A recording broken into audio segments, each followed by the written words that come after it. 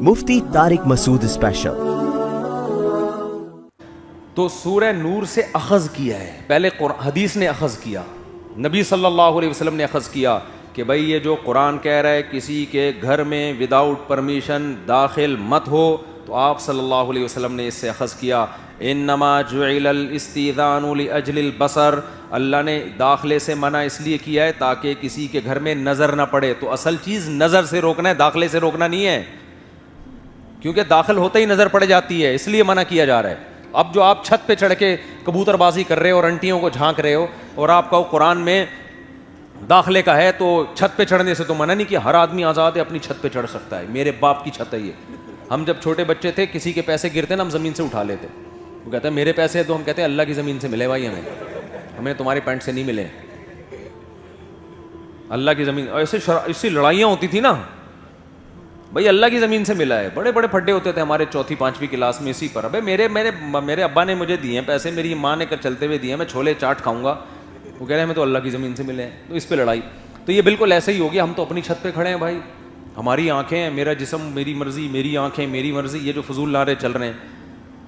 تو قرآن نے کیا کہا، نبی نے اس کی کو ڈیفائن کیا، انما جعل الاستئذان لاجل البصر، اور حدیث میں آتا ہے جس نے کسی گھر میں جھانک لیا تحقیق داخل ہو گیا۔ اب وہ یہ نہیں کہہ سکتا کہ میں گیا نہیں ہوں، آپ چلے گئے۔ پھر آپ اس سے خود بھی اجتہاد کر کے اخذ کر سکتے ہو بہت سی چیزیں، کہ بھائی کوئی بھی ایسا طریقہ اختیار کرنا جس سے آپ کسی کی پرائیویسی میں اس کی اجازت کے بغیر دخل اندازی کرو، یہ ویسے تو اس پہ الگ سے آیتیں بھی ہیں، لیکن اگر نہ بھی ہوتی تو اس آیت کی روشنی میں بھی یہ عمل حرام ہو جاتا۔ آج دینداروں میں یہ مرض ہے یا نہیں؟ آپ کسی کو موبائل پکڑا دو، وہ چیک کرنے لگے گا گیلری میں جا کے۔ بھائی آپ کسی کے موبائل کی گیلری کیوں چیک کر رہے ہو؟ ہے بھائی، ہو سکتا ہے اس نے اپنی بیوی کی تصویر رکھی ہوئی ہو، بچی کی، جوان بیٹی کی تصویر ڈالی ہوئی ہو۔ کسی نے انڈیا سے خاتون نے مجھے فون کیا، میرے ابا کا موبائل کسی نے دیکھ لیا، میری تصویر دیکھ لی، پتہ چل گیا یہ فلاں کی بیٹی ہے، تو اب وہ لٹو ہو گیا۔ اب وہ باتوں میں گھما کے نا رشتے کی بات چلا رہا ہے، ابا کو پتہ ہی نہیں چل رہا یہ ہو کیا رہا ہے، بڑے مسائل ہوئے، بڑے پھڈے ہوئے، پھر وہ ایک لمبی کہانی ہے۔ تو یہ چیز فتنوں کا ذریعہ بنتی ہے، بدگمانیاں بھی ہو سکتی ہیں اس سے۔ آپ سمجھ رہے ہو پتہ نہیں ایک لڑکیوں کی تصویریں موبائل میں رکھی ہوئی، حالانکہ وہ ہو سکتا ہے اس کے محرم ہو۔ تو بدگمانیوں کے تمام دروازے اسلام نے کیا کر دیے؟ بند۔ اپنے گریبان میں جھانکو بھائی، دوسرے کی پرائیویسی میں گھسنے کی کوشش مت کرو۔ نبی نے فرمایا جب دو آدمی آپس میں کان لگا کے بات کر رہے ہوں، ایک دوسرے کے کان میں بات کر رہے ہوں، تیسرا ان کی پرمیشن کے بغیر اگر چپکے سے سنے گا، آپ نے فرمایا اس کے کان میں اللہ پگھلا ہوا سیسا ڈالیں گے۔ وہ اپنی پرائیویٹ مجلس کر رہے ہیں، کوئی خفیہ بات کر رہے ہیں، آپ کیوں گھس رہے ہیں ان کے بیچ میں؟ ہم نے علماء کے واقعات سنے ہیں کہ سو رہے نہیں، لیٹے ہوئے ہوتے تھے آنکھ بند کر کے، کوئی آیا اور بات چیت شروع کی، وہ آنکھ کھول کے بتا دیتے تھے بھائی میں سو نہیں رہا ہوں، میں جاگ رہا ہوں۔ ایسا نہ کوئی ایسی بات شروع کر دو جو مجھ سے چھپانا چاہتے ہو۔ اور ہمارے یہاں کیا ہوتا ہے، گھنا بن کے خراٹے لینا شروع کر دے گا، یار پتہ چلے ان کی باتیں ہیں کیا، آپس میں ان کی باتیں ہیں کیا۔ البتہ جہاں کوئی خطرہ ہو، واقعی خطرہ ہو، پھر احتیاط کے لیے، جیسے ابراہیم علیہ السلام کے گھر میں جب فرشتے انسانی شکل میں آئے نا، انسانی شکل میں آئے، اجنبی تھے، بچھڑے کی طرف ہاتھ بھی نہیں بڑھایا، تو ابراہیم علیہ السلام کو خوف ہوا کہ کوئی دشمن نہ ہو۔ تو قرآن میں آتا ہے ابراہیم علیہ السلام کی زوجہ دروازے پہ کھڑے ہو کر بات سن رہی تھی۔ وہ کیوں سن رہی تھی؟ بھائی کوئی دشمن تو نہیں ہے، کہیں ایسا نہ ہو میرے شوہر کو نقصان پہنچا دیں گے۔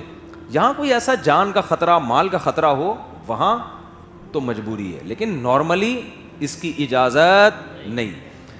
تو یہ مسئلہ ہوا۔ دوسرا اخلاقی جرم جو قرآن بیان کرتا ہے، یغضوا من ابصارہم، سورہ نور میں، اے ایمان والو اپنی نظروں کو جھکاؤ۔ انٹرنیٹ پر بیہودہ فحش فلمیں دیکھنا، یہ نوجوانوں میں بڑی بیماری آ گئی ہے۔ بعض لوگ کیا کرتے ہیں، اس کو تو لوگ گناہ سمجھتے ہیں، آپ گاڑی میں کسی کو لے کے جائیں، کسی خاتون کو، اپنی بیٹی کو بٹھا لیں ساتھ، وہ شیشہ اس پہ فٹ کر دے گا، جو گلاس ہے نا، ڈرائیور کیا کرے گا، اوبر اور کریم والے جو میرا بیان نہیں سن رہے، وہ کس پہ فٹ کر دیں گے؟ وہاں فٹ کر دیں گے۔ یہ خیانت ہے یا نہیں ہے؟ ہم نے ایسے خاندانی لوگ بھی دیکھے ہیں کہ آپ مستورات کے ساتھ سفر کریں وہ اس گلاس کو اوپر کر دیتے ہیں تاکہ نظر ہی نہ پڑے پیچھے. انسان کی آنکھوں کا 2 منٹ میں پتہ چل جاتا ہے کہ شریف آدمی ہے یا 2 نمبر آدمی ہے. تو کبھی بھی کسی کی بہو بیٹی پہ نظر ڈالنا, جھانکنے تانکنے کی کوشش کرنا. موسیٰ علیہ السلام کا واقعہ ہمارے سامنے ہے. 2 لڑکیاں آئیں, موسیٰ علیہ السلام نے پانی پلایا, وہ گئیں اپنے ابا کو بتایا, تو ابا نے کہا کہ جاؤ موسیٰ کو لے کر آؤ, میں ان کو اجرت دینا چاہتا ہوں. حضرت موسیٰ گئے تو بیٹیوں کے باپ نے کیا کہا کہ یہ شخص ایماندار بھی ہے اور طاقتور بھی ہے, ان کو آپ اپنے گھر میں ملازمت کے طور پہ رکھ لیں. تو ایمانداری کا اندازہ کیسے لگا لیا اتنی دیر میں انہوں نے؟ نہیں آ رہی میرا خیال ہے بات. 2 منٹ میں اندازہ لگا لیا کہ یہ کیا ہیں, یہ پرہیزگار ہیں. ظاہر ہے آنکھوں سے اندازہ لگایا کہ ہم دونوں بہنیں جوان ہیں, لیکن اس نوجوان نے ایک دفعہ بھی ہماری طرف نظر اٹھا کے نہیں دیکھا. یہاں میں ایک درمیان میں چھوٹی سی بات کر دوں, اس کا یہ مطلب ہرگز نہ سمجھیں کہ اگر کسی نے کسی خاتون کی طرف نظر اٹھا کے دیکھ لی تو یہ یقیناً 2 نمبر ہی ہے. یہ ضروری نہیں ہے, بعض دفعہ کسی عذر سے دیکھنا پڑتا ہے, سمجھتے ہو؟ عذر سے دیکھنا الگ چیز ہے. مثال کے طور پر آپ سے کوئی خاتون ملنے کے لیے آئی, آپ کو خطرہ ہے, کوئی جاسوس تو نہیں ہے, کوئی خاص طور پر مشہور لوگوں کے ساتھ ایسا ہو سکتا ہے. ایسا تو نہیں ہے کہ آپ ہی کے گھر سے کوئی آ گیا ہو کہ میں اپنے شوہر سے بہت بیزار ہوں, آپ ہی کی بیوی آئی ہوئی ہو, میں اپنے شوہر سے بہت بیزار ہوں, اور آپ اسی کو مشورہ دے رہے ہو کہ اس کے فوراً طلاق لے لو اس سے. بعد میں دیکھا تو آپ کی وائف ہے وہ. جج کے لیے لازم ہے کہ جب گواہی کوئی عورت دے گی تو وہ اس کے چہرے کی طرف دیکھے گا. تو مجبوری, ضرورت, سیکیورٹی میں دیکھنا پڑتا ہے بعض دفعہ, تو وہ الگ احکام ہے. لیکن جہاں ضرورت نہیں ہے وہاں کیوں کسی کی انٹی کو جھانک کے دیکھ رہے ہو بھائی, کسی لڑکی کو جھانک کے کیوں, کیا ضرورت ہے تمہیں؟ دکاندار کو بعض دفعہ دیکھنا پڑتا ہے. ایک دکاندار نے مجھے بتایا کہ میں نظر پہ بیان سنتا ہوں, میں منہ نیچے کر کے رکھتا ہوں, انٹیاں آ کے نا, رش بہت ہوتا ہے عید کے دنوں میں, وہ ایسے ہاتھ صاف کرتی ہیں بڑے مزے سے, پتہ ہی نہیں چلتا نا. وہ یہاں سے کوئی لاکٹ, ان کی جیولری کی دکان تھی, انہوں نے کہا وہ تو ہم یہاں لاکٹ رکھا, ہم یوں دیکھ رہے ہیں غائب. اب پتہ ہی نہیں کون سی انٹی لے کے گئی ہے, ساری برقعے میں ایک ہی جیسی انٹیاں, اور یہ نظر کی وجہ سے نیچے دیکھ رہے ہیں مسلسل. اب پکڑ لو کون سی انٹی ہے.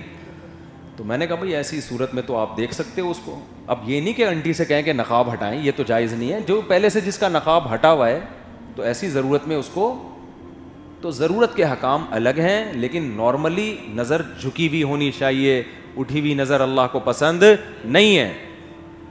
تو بچیوں نے 2 منٹ میں اندازہ لگا لیا کہ یہ پرہیزگار ہیں, صحت مند بھی ہیں.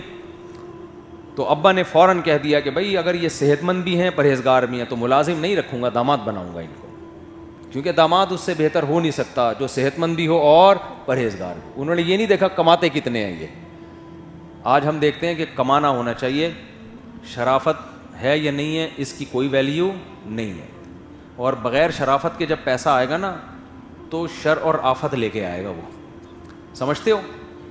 خیر, تو دوسرا حکم اللہ نے بیان کیا, نظروں کی حفاظت کرو. مردوں کو بھی حکم دیا, عورتوں کو بھی. اگر کسی خاتون کو کسی کا بیان سننے میں, کسی کی کو دیکھنے میں تلذذ حاصل ہو رہا ہے, اس کی طرف طبیعت, عشق معاشقہ ٹائپ کی چیزیں پیدا ہو رہی ہیں, اس کے لیے اس مولانا کو دیکھنا جائز نہیں. ایکٹروں کو بھی, وہ تو ویسے ہی, وہ تو فلمیں دیکھنا تو کہاں سے جائز ہو گیا, تو اس مولانا کو بھی دیکھنا جائز نہیں. بعض دفعہ دین کا لیبل لگا ہوتا ہے کہ ہم تو جی بیان سن رہے ہیں حضرت جی کا, وہ حضرت جی آپ کو پسند اتنے آ گئے, دل میں بس گئے, اب وہ حضرت جی کا مسئلہ پیچھے رہ گیا, اور وہ الگ سی فیلنگس ہی شروع ہو گئیں.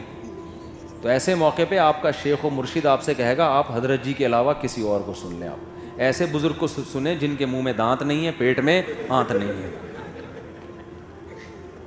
تبلیغی جماعت میں تو اس کا بڑا خیال کیا جاتا ہے. خواتین کے مجمع میں مردوں, جوان عالم کو بیان کی بھی اجازت نہیں دی جاتی, وہ تو بہت سختی کرتے ہیں. ٹھیک ہے, آج کل علماء اتنی سختی نہیں کر رہے, جوان عالم کو بھی اجازت دیتے ہیں بھائی ٹھیک ہے, اور عورتوں کو بھی اجازت دیتے ہیں جوان عالم کا بیان سن لو, تاکہ دین کی دعوت پھیلے. اب زیادہ سختیاں کریں گے تو دین کی دعوت بھی تو محدود ہو جائے گی نا. لیکن عورت اگر سمجھتی ہے کہ مجھے بیان سننے سے معاشقہ پیدا ہو رہا ہے اور راتوں کی نیندیں اڑ رہی ہیں, گھر سے بھاگنے کے خیالات آ رہے ہیں, وہی پھر آپ کے لیے یہ سننا جائز نہیں ہے. یا تو آڈیو سنیں, آڈیو سے بھی خطرہ ہے تو نہ سنیں. آپ بہت سے ایسے لوگ ہیں ان کو سنیں آپ, ٹھیک ہے نا. جن سے آپ کو خطرہ نہیں ہے. ہر ایک کو ہر ایک سے خطرہ نہیں ہوتا, کسی کو کسی سے خطرہ ہوتا ہے, کسی کو کسی خطرہ ہوتا ہے. خیر, تو یہ اللہ نے حکم دیا. پھر اللہ نے اسی سورہ نور میں حکم دیا انکحوا الایام. یہ سارے مسلمانوں سے خطاب چل رہے ہیں, غیر مسلموں سے نہیں چل رہے. قرآن نے اسی سورہ نور میں کہا انکحوا الایام منکم. یہ تو میں بار بار کہتا رہتا ہوں, اس کو میں زیادہ نہیں بیان کروں گا. اللہ نے ماں باپ سے کہا اپنے بالغ لڑکے اور لڑکیوں کا نکاح کرا دیا کرو. ایامہ ایم کی جمع ہے. ایم کہتے ہیں جو بالغ ہو مگر اس کی شادی نہ ہو, چاہے بیوہ ہو, طلاق یافتہ ہو یا کنوارا ہو, بس بیوی لیس اور عورت شوہر لیس ہوگی تو وہ ایم کہلائے گا. اللہ کہتے ہیں کوئی عورت وداؤٹ ہسبینڈ گھوم رہی ہے, اس کی شادی کرا کے کسی ہسبینڈ کے حوالے کر دو اس کو. کوئی مرد وداؤٹ بیوی گھوم رہا ہے, اس کو بولو انسان کا بچہ بنو. شریف اور خاندانی لوگ ہمیشہ میرڈ ہوتے ہیں, وداؤٹ وائف وہ زندگی نہیں گزارتے. پارکوں میں لکھا ہوتا ہے فیملی کے ساتھ آئیں. اللہ کہتے ہیں میری زمین پہ چلو تو فیملی کے ساتھ ہو. سمجھتے ہو, صحابہ اس میں اتنے حساس تھے. ایک صحابی کی بیوی کا انتقال ہو گیا, وہ اب وائف زوجہ نہیں تھی ان کی کوئی, وہ تلاش میں تھے کہ رشتہ ہو جائے, نہیں ملا. پہلے بہت مشکل سے رشتے ملتے تھے, 2 3 4 شادیوں کا رواج تھا, عورتیں نہیں ملتی تھی اتنے آرام سے. تو ان صحابی کی جب موت کا وقت آیا, انہوں نے وصیت کی جلدی سے میرا نکاح کراؤ. لوگوں نے کہا حضرت اب آپ دنیا سے جا رہے ہیں, نکاح کرنے کا کیا فائدہ؟ انہوں نے کہا میں دنیا سے اس حال میں جاؤں کہ میرے نکاح میں بیوی نہ ہو. مجھے نبی نے وصیت کی تھی اس حال میں میرے سے ملاقات نہ کرنا. سمجھتے ہو کہ نہیں سمجھتے؟ تو یہ بغیر شادی کے زندگی اللہ اس کے رسول کو پسند نہیں ہے. اب نکاح کی جہاں بات آئے گی تو انسان اپنی جیب میں جھانکتا ہے کہ پیسے ہی نہیں ہیں. ہمارے حضرت ایک بڑا دلچسپ واقعہ سنایا کرتے تھے, ایک مولوی صاحب کی نقل اتار کے, صحیح نا, بہت مزے لے کے سناتے تھے. ہمارے دارالفتہ میں ایک مولوی صاحب تھے, وہ شادی نہیں کرتے تھے. تو حضرت نے ایک دن ان سے پوچھا کہ آپ شادی نہیں کرتے ہیں؟ تو حضرت بیان میں نقل اتارتے تھے, انہوں نے کہا پیسے ہی نہیں ہیں. ایسے نا بالکل مسکینوں کی طرح,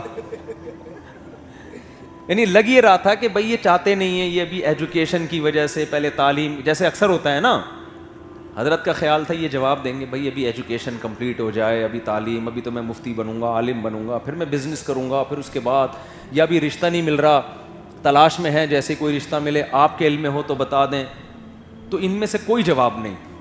حضرت نے پوچھا بھائی اتنا عرصہ ہو گیا, آپ اپنی عمر دیکھو, شادی کیوں نہیں کرتے؟ تو حضرت نقل اتار کے کہتے تھے, وہ فوراً کہتے ہیں پیسے ہی نہیں ہیں. سمجھ رہے؟ تو آج جب کسی سے بات کرو, یعنی بیچارے کی مظلومیت بیان کر رہے تھے نا. غریب آدمی تو یہی سوچتا ہے نا, مفتی صاحب آپ 4 شادی میں بیان کرتے ہو اور ہمیں کوئی رشتہ دیتا ہی نہیں ہے کیونکہ پیسے ہی نہیں ہے. آپ کی چاہت سے تھوڑی ہو جائے گی. جب لڑکی والے سب سے پہلے کیا دیکھتے ہیں, بھائی کماتا کیا ہے, کردہ کی ہے. تو اگر آپ کو کوئی رشتہ غربت کی بیس پہ دے ہی نہیں رہا تو پھر تو آپ کیا ہیں, مجبور ہیں. بھائی کوئی دے ہی نہیں رہا. لیکن اگر آپ غریب ہیں, اس کے باوجود رشتہ مل رہا ہے, پھر آپ کا شرعی عذر نہیں ہے, پھر اللہ پہ توکل کرو. تو سورہ نور میں اللہ نے کہا ماں باپ کو کہا کرا دو, ان یکونوا فقراء یغنیہم اللہ من فضلہ, فقیر ہوں گے تو اللہ اپنے فضل سے غنی کر دے گا. نکاح کی برکت سے اللہ وسعت رزق کر دے گا. تو یہ بھی سورہ نور کا حکم ہے. کرتے ہیں نا وعدہ کہ اس کو ہم پورا کریں گے. کیا خیال ہے بھائی؟